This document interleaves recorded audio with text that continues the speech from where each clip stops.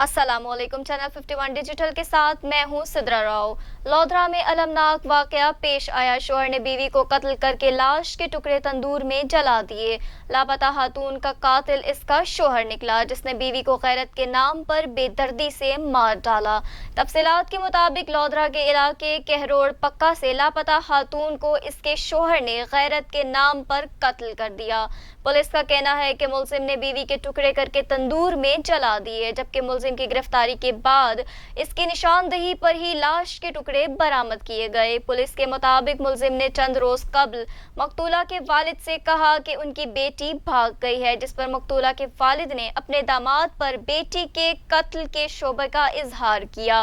मुलजिम को हिरासत में लेकर तफ्तीश की तो उसने एतराफ जुर्म कर लिया। मीडिया रिपोर्ट्स में बताया गया है कि लोधरा की तहसील कहरोड़ पक्का के नवाही इलाके चेले वाइन में मोहम्मद शरीफ ने थाना सदर में दरख्वास्त गुजार दी कि इसकी बीवी को अगवा कर लिया गया।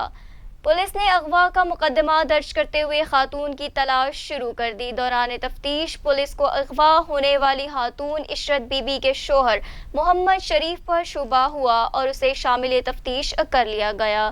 दौरान तफ्तीश मोहम्मद शरीफ ने एतराफ़ किया है कि उसकी बीवी को कत्ल कर दिया है और उसकी लाश के टुकड़े टुकड़े करके उसे तंदूर में जला दिया है। तंदूर में जलाने के बाद उसे करीबी नहर में फेंक दिया और फिर इस लर्ज़ाखेज़ वारदात के बाद उसने अपनी बीवी के अगवा का वावेला शुरू कर दिया। तमाम तर हक़ाइक़ सामने आने के बाद पुलिस ने मोहम्मद शरीफ के खिलाफ कत्ल का मुकदमा दर्ज कर लिया।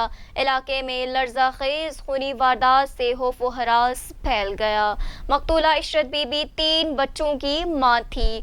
डीपीओ लोधरा अब्दुर्रऊफ बाबर ने अंधे कत्ल को ट्रेस करने पर एसएचओ थाना सदर मलिक हब्दार को शाबाश दी। अब तक के लिए इतना ही। मजीद अपडेट्स और खबरों के लिए देखते रहिए चैनल 51।